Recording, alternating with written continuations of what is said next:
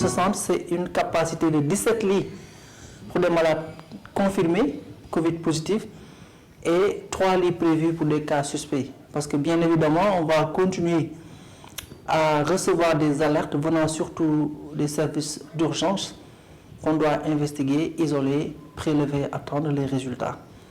Et donc, ce centre, quand même, a été bien construit.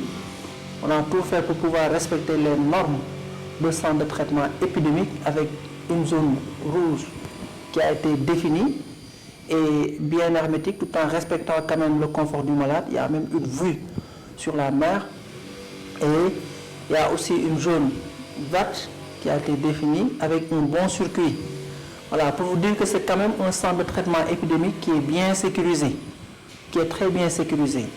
J'insiste sur ça, c'est juste pour rassurer le personnel de l'hôpital principal de Dakar. Ce n'est pas parce qu'on va recevoir des malades Covid positifs à Boufflers que ce sera formellement interdit même de passer devant la porte de Boufflers. Ça ne nous empêchera pas de continuer nos activités classiques de l'hôpital principal de Dakar. Rassurez-vous, le centre est bien sécurisé, les circuits sont bien définis et vraiment on a pris toutes les précautions nécessaires pour minimiser les risques et il n'y a aucun risque. Voilà, c'est ça que je voulais dire. Et donc ce centre est composé d'une équipe de 10 médecins, donc 2 infectiologues, 3 autres médecins qui sont en spécialité médicale et il y a 4 FFI qui vont aussi participer au travail et on a aussi un psychiatre qui fera office du stress counselor. Et donc il y a aussi une équipe de 17 infirmiers et de 21 hygiénistes et cette équipe est très bien formée. Voilà. Et donc, pour le moment, pour la capacité de 17 lits qu'on a avec les 3 lits prévus pour des cas suspects, ce personnel suffit largement pour faire le travail.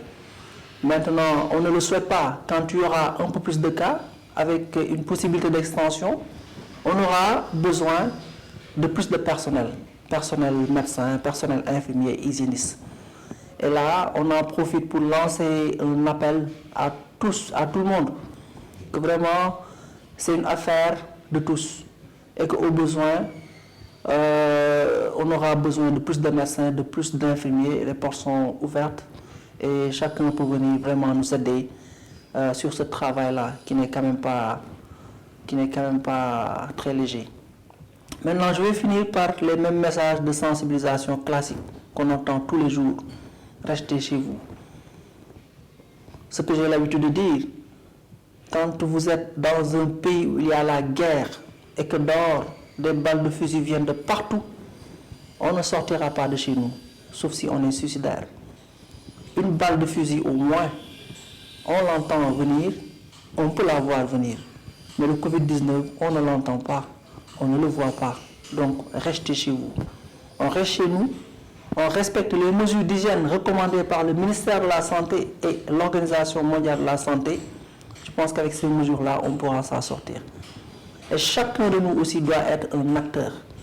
Dans nos familles, nos amis, il faut vraiment faire passer ces messages de sensibilisation pour qu'il y ait vraiment une forte adhérence communautaire et c'est seulement avec ça qu'on pourra vaincre cette pandémie de Covid-19.